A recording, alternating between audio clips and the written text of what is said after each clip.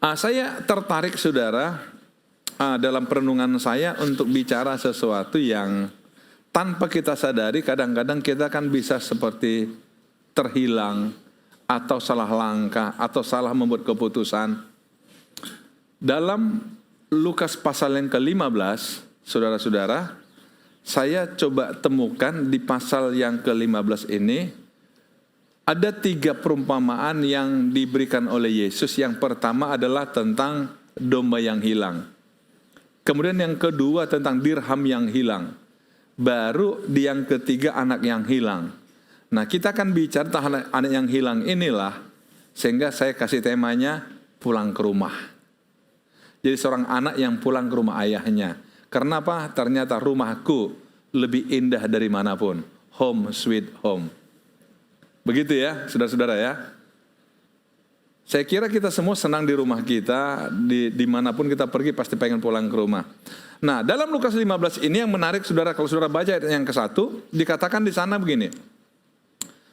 Ada banyak orang-orang pemungut cukai dan juga orang berdosa datang pada Yesus. Itu menjadi satu persoalan di masa itu karena apa? Orang Farisi merasa orang berdosa pemungut cukai kok diterima Yesus, ketemu di rumah, beribadah dengan mereka. Karena orang Farisi itu saudara merasa orang begitu tuh nggak boleh ketemu Tuhan, nggak boleh ikut ibadah. Tapi Yesus akhirnya untuk menjawab kegelisahan itu, Yesus kasih 3 perumpamaan. Itulah tentang domba yang hilang, yang dikatakan ada orang punya domba 100, hilang 1. Dia cari sampai ketemu. Ketika ketemu dia sukacita. Begitu juga ada orang punya mata uang dirham, kemudian hilang salah 1, dia cari, begitu ketemu, dia sukacita. Dan Yesus juga mengatakan dalam satu keluarga ada seorang anaknya yang terhilang, tapi ketika kembali dia bersukacita. Kita mau belajar hari ini dari Lukas pasal 15 tentang anak yang hilang pulang ke rumah. Di dalam ayat yang ke-11 sampai 13 dikatakan, Yesus berkata lagi, ada seorang mempunyai 2 anak laki-laki, kata yang bungsu kepada ayahnya, Bapa, berikanlah kepadaku bagian harta milik kita yang menjadi hakku. Lalu ayahnya bagikan harta kekayaan itu di antara mereka. Beberapa hari kemudian anak bungsu itu menjual seluruh bagiannya itu lalu pergi ke negeri yang jauh. Di sana ia memboroskan harta miliknya itu dengan hidup berfoya-foya. Saudara-saudara, seorang anak laki-laki yang bungsu ini gambaran bagi banyak orang yang selalu punya obsesi dalam hidupnya. Diceritakan Yesus dalam satu rumah ada satu ayah dengan 2 anak laki-laki.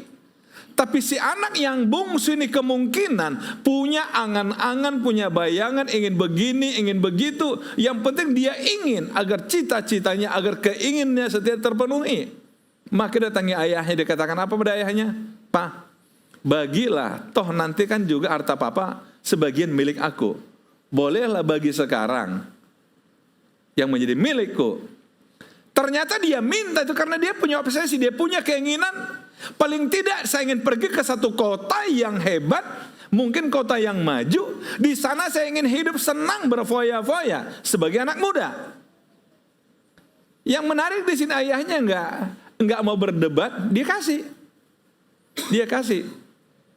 Tapi saya percaya ayahnya walaupun dia kasih, dia tidak memutus hubungan dengan anaknya. Nanti kita lihat buktinya. Karena dia tahu ini hanya obsesi seorang anak muda. Ini hanya keinginan seorang anak muda yang coba mengikuti kata hatinya, pikirannya. Akhirnya tercapai saudara. Dibagi yang jadi miliknya, dia jual segera. Kemudian pergi ke satu kota dan hidup berfoya-foya. Hidup berfoya-foya. Dia minta bagian dia untuk hidup berfoya-foya. Dan Alkitab mencatat di sana ia memboroskan harta miliknya itu dengan hidup berfoya-foya. Biasa keinginan orang muda saudara. Saya ingat dulu zaman saya masih SMA, saya orang Tebing, saya lihat di kota Tebing Tinggi. Saya punya teman-teman saya dulu ada beberapa itu ya, karena mungkin didikan orang tua juga nggak begitu bagus. Paling sampai SMP nggak mau sekolah lagi gitu. Jadi usia-usia remaja, Mereka merasa udah cari uang gitu ya, jadi kuli bangunan dan sebagainya, punya uang. Salah satu teman saya, dia bilang begini, aku mau jadi orang kaya walaupun cuma 1 hari. Akhirnya dia bekerja sebagai kuli bangunan Senin sampai Sabtu. Begitu gajian Sabtu sore, dia katakan, besok aku jadi orang kaya. Dia pegang uang. Jadi upah 1 minggu, dia mau habiskan dalam 1 hari. Dia merasa orang kaya itu harus banyak uang. Jadi dia merasa uangku cukup untuk kaya sehari. Namanya di tebing, saudara. Tebing itu kota kecil. Zaman dulu masih ada becak, sudah angkot pun belum ada. Maka hari Minggu dia katakan, dia panggil becak. Ayo ke kota, aku mau sarapan pangsit. Orang kaya.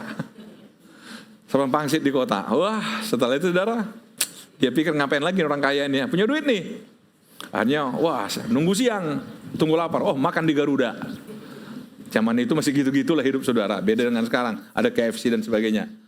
Saudara-saudara, akhirnya dimakan di Garuda. Ya betul, seharian itu dihabisin uang yang dia cari selama seminggu. Setelah itu besoknya dia bilang, wah kemarin aku kaya sehari, sekarang miskin kembali. Kadang-kadang sudah ada orang-orangnya pengen tahu aja, kalau saya jadi orang kaya, punya uang banyak, foya-foya seperti apa rasanya. Nah saudara, ini gambaran anak muda ini. Dia berfoya-foya, dihabiskan apa yang ada padanya. Nah kemudian saudara, apa dikatakan Alkitab, setelah dihabiskannya semuanya, timbullah bencana kelaparan di dalam negeri itu, dan ia pun mulai melarat. Lalu ia pergi dan bekerja pada seorang majikan di negeri itu. Orang itu menyuruhnya kemana? Ke ladang untuk menjaga babinya. Saudara, ini yang paling mengenaskan. Lalu ia ingin mengisi perutnya dengan ampas yang menjadi makanan babi itu. Tetapi tak seorang pun yang memberikannya kepadanya. Saudara, coba bayangin. Dia ingin mengisi perutnya yang kosong dengan apa? Ampas yang menjadi makanan. Itu pun gak boleh. Saya kadang berpikir, berarti si orang ini lebih rendah dari saudara yang bilangnya. Loh, ini makanan babi aja dia gak boleh, saudara. Dunia kejam ya. Dunia kejam. Saya kita bayangin waktu dia foya-foya, saudara, barangkali ya dia yang traktir orang. Tapi begitu dia susah, saudara, mau makan makanan babi pun tidak boleh. Nggak boleh. Saya jadi ingat saudara, orang-orang yang di kampung pernah cerita sama saya begini. Kadang bapak kita pulang dari ladang, tanyanya gitu, udah kau kasih makan babi itu? Bukannya kita ditanyanya, udah makan kau? Enggak, ini, udah kau kasih makan babi itu? Belum pak, biar kau tahu babi itu ngesekolahkan kau. Kadang-kadang mereka bilang sakit hati gitu. Memang sih benar sih, setiap mau barang sekolah dijual 1 babi, akhirnya uang babinya bayar uang sekolah. Memang gitu. Tapi jangan juga dibilang babi yang sekolahkan kita. Kadang-kadang, tapi ya itu gurauannya aja saudara. Tapi mungkin terjadi. Tapi ini si orang ini saudara lebih melihat ternaknya, bisnisnya pada orang yang sedang kelaparan. Itu dunia kejamnya saudara. Jadi hidup ini kadang-kadang dilakukan pada situasi yang sulit. Kok bisa? Ya kok bisa? Kalau kita pikirkan begini sudah, kok bisa si anak ini diperlakukan begini? Ya kita balik, kok bisa kamu juga minta warisan pada ayahmu masih hidup? Kan sama aja kan? Kok bisa? Iya kok bisa, karena kamu juga bisa. Itulah yang terjadi di dunia kita saudara. Kok tiba-tiba lari ya suaranya? Saudara-saudara yang kasih Tuhan, Yesus mengambil perumpamaan ini untuk memberikan gambaran, inilah gambaran kita manusia. Kalau kita katakan dunia kejam, memang iya kejam. Kalau orang tua katakan anak kejam, ya memang ada juga anak yang begini saudara. Saya suka katakan pada anak muda seperti ini. Kalau kita ambil bandingan orang tua sama orang muda saudara, seorang anak tinggal sama ayahnya, di rumah ayahnya, dia tidak ada sungkan mengatakan, rumah siapa? Ya rumah aku lah. Kalau ini rumah, oh iya rumah aku. Betul, rumah siapa? Ayahnya, betul? Tapi coba kalau ayahnya numpang di rumah dia. Berani gak ayah bilang, oh rumah aku? Berani gitu ayah? Halo? Enggak ya, diusir anaknya langsung. Itulah enaknya jadi anak, saudara. Karena itulah katanya kenapa orang tua nggak pernah betah di rumah anaknya. Karena merasa ini rumah anakku, bukan rumahku. Tapi maksud saya ini yang terjadi di keluarga ini. Si anak ini, dia tinggalkan rumah ayahnya, akhirnya menderita. Dia menderita. Sampai-sampai karena lapar, pengen makan ampas aja pun tidak diberikan. Tidak seorang bisa memberikan. Dalam kondisi itulah timbul kesadaran. Saudara lihat, lalu ia menyadari keadaannya, katanya. Masih ngomong sendiri ini pada dirinya. Betapa banyaknya orang upahan Bapakku yang berlimpah-limpah makanannya. Tapi aku di sini mati kelaparan. Belum mati sih dia. Tapi dia merasa kalau aku terus di sini aku bisa mati kelaparan. Sementara pegawai ayahku makanan berlimpah-limpah untuk mereka. Aku akan bangkit. Ini masih dia bicara pada dirinya. Aku akan bangkit dan pergi kepada Bapakku dan berkata kepadanya, Bapa, aku telah berdosa terhadap sorga dan terhadap Bapa. Aku tidak layak lagi disebutkan anak Bapa. Jadikanlah aku sebagai salah seorang upahan Bapak. Kesadaran dia mulai timbul. Yang pertama ada katakan apa? Di rumah ayahku banyak makanan. Dan yang kedua, aku gak layak lagi sebagai anak. Aku ingin kembali ke sana tapi bukan lagi sebagai seorang anak. Karena aku sudah durhaka pada ayahku. Tapi aku akan melamar menjadi pegawai ayahku. Tapi setidaknya aku bisa menjadi salah satu upahan ayahku yang bisa ikut makan. Bukan lagi sebagai anak. Dia tahu diri, kesadaran. Saudara, kadang-kadang saudara paling susah menghadapi orang adalah dia gak sadar kalau dia sedang kesusahan. Kenapa sebenarnya katakan demikian, saudara? Kalau saya ketemu dengan orang, sambil satu contoh lah. Ketika saya sekolah pendeta, saudara tinggal di asrama. Di asrama kan berapa orang tinggal satu kamar begitu. Jadi ada seorang teman saya, dia orang Jakarta, ya kebetulan keuangan dia lebih baik lah daripada kita-kita yang di asrama. Satu ketika dia pergi beli baju, baru dia kasih sama seorang teman juga di asrama. Mungkin kepikiran dia ini teman ini kok bajunya itu aja kan gitu kan. Sambil dikasih, dia bilang, aku ada berkat nih, ini baju untuk kamu, aku beli tadi. Nah orang ini nolak, oh enggak apa-apa, enggak. Saya perhatiin, ini orang dengan tulus memberikan, tapi ketika ditolak dia serba salah. Tapi saya yang lebih penasaran juga, ini orang satu, udah miskin kok sombong. Ya namanya diberkati orang kita, masa nolak sih, ya? Enggak. Ini orang jadi serba salah, saudara. Loh, saya beliin ini baju untuk kamu loh. Enggak pakai enggak. Benar dia tolak, saudara. Waduh, saya bilang, ini enggak ada kesadarannya. Kadang-kadang yang begini, saudara, akan hidup dalam kondisi itu berlama-lama, saudara. Kenapa? Orang membantu dia enggak mau. Cerita yang kedua, saudara, ini saya bicara fakta-fakta, saudara. Kadang-kadang ada terjadi yang agak susah, bagi saya sih susah memahaminya. Dulu saya pernah punya kantor, Jalan Sendar Muda. Punya kantor, kantor saya lantai 2 seperti itu ya. Satu ketika saya punya tamu. Ada tamu, datang jadi jam 10, ngobrol sama saya di ruangan saya, ngobrol. Udah sampai jam 12 lebih, saya bilang, kita mau makan ya, tapi nasi bungkus. Biar saya suruh orang di bawah beliin, saya bilang. Oh enggak, saya kenyang, masih kenyang baru makan. Dalam hati saya, kamu itu dari jam 10 di sini. Kapan baru makannya? Hati saya kan begitu. Enggak apa-apa, saya beli, saya bilang. Memang nasi bungkus sih, saya bilang. Enggak apa-apa lah, kita siang biasa nasi bungkus kok di sini, enggak apa-apa ya. Enggak. Saya kenyang, benar, kenyang. Dia pukul. Kenyang. Oke, kalau gitu kayak makan ya. Saya beli nasi bungkus, saya makan. Waktu saya makan, saya ke bawah sebentar ya. Dia ke bawah. Saya penasaran, ini orang ke bawah mau ngapain. Saya intip dari atas, kan lantai 2. Mampir di warung kopi. Ngapain coba? Ayo, ngapain warung kopi? Lapar kan? Dikasih makan gak mau. Tapi cari warung kopi. Dalam hati saya, apa salahnya sih? Pasti dia lapar. Kok dikasih makan nggak mau? Kadang-kadang saudara, kita udah buat kesalahan dalam hidup tapi kita nggak sadar. Kita sudah susah tapi kita nggak sadar. Tapi si orang ini mulai sadar, oh saya sedang susah. Saya punya pergumulan, saya punya kesalahan di masa lalu. Dia ingat. Aku ingin kembali ke ayahku lah. Kembali ke rumah ayahku. Di sana jauh lebih enak daripada di sini. Itu tekad dia saudara ketika dia sadar. Dan kemudian apa? Dia bangkit. Maka bangkitlah ia dan pergi kepada bapaknya. Ketika ia masih jauh, ayahnya telah melihatnya, lalu tergelaklah hatinya oleh belas kasihan. Ayahnya itu berlari mendapatkan dia, lalu merangkul dan mencium dia. Perhatikan baik-baik.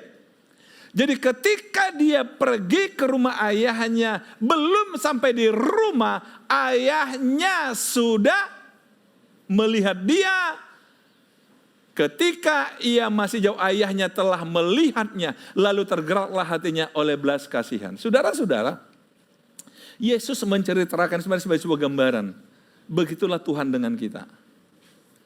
Nggak peduli Tuhan seberapa jahatnya kita, seberapa banyak pelanggaran kita, berapa jauhnya kita dari Dia. Tapi begitu kita kembali, Tuhan sambut saudara.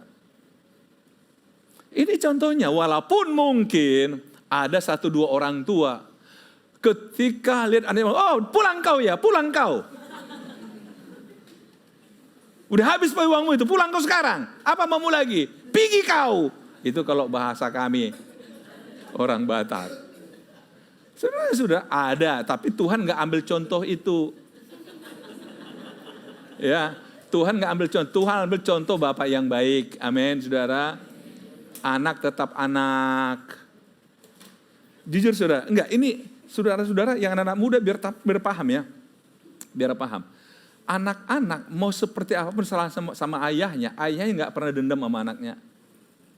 Betul enggak? Coba berapa banyak anak bohongi bapaknya. Tapi coba kalau bapaknya janji sama anaknya enggak ditepati, apa kata anaknya? Percuma orang tua enggak jadi teladan. Nah coba lihat. Pintar banget mau jokin orang tua, enggak jadi teladan. Coba. Saudara, tapi orang tua yang nggak begitulah. Orang tua begitu. Saya pernah saudara, ketika bicara tentang mengampuni gitu ya, mengampuni dalam satu Bible study kelompok kecil lah begitu. Seorang bapak katakan, waktu itu kita bahas sih masalah Yusuf. Yusuf mengampuni saudara-saudara yang menyakiti dia. Dia katakan, kayaknya cuma Yusuf yang bisa begini, kita kayaknya nggak sanggup. Kita nggak sanggup mengampuni orang. Saya langsung bilang gini, Pak, nggak sanggup atau nggak mau?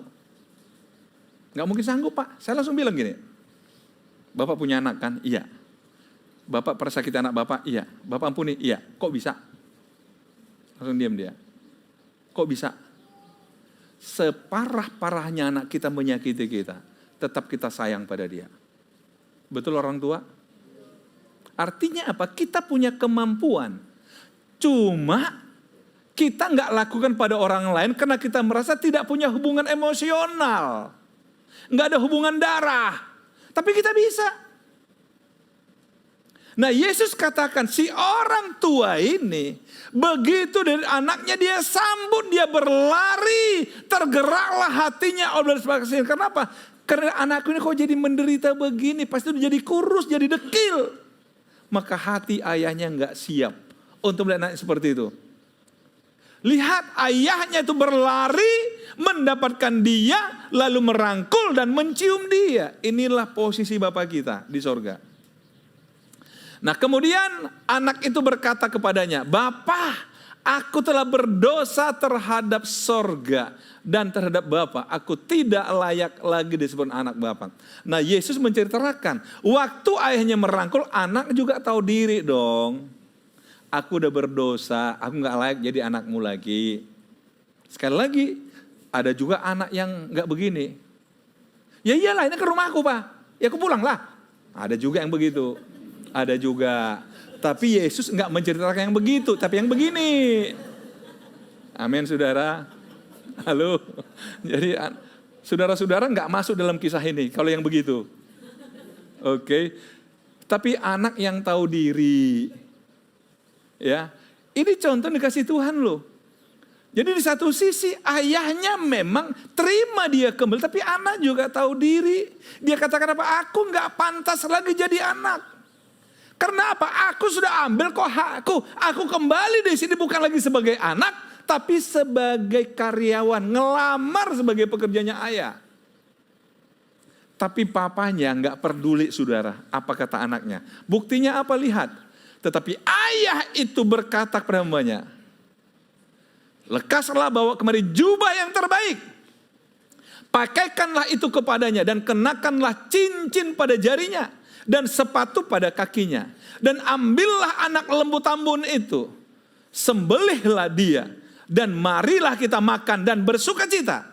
Sebab anakku ini yang telah mati dan menjadi hidup kembali. Ia telah hilang dan didapat kembali. Maka mulailah mereka bersuka cita. Saudara lihat.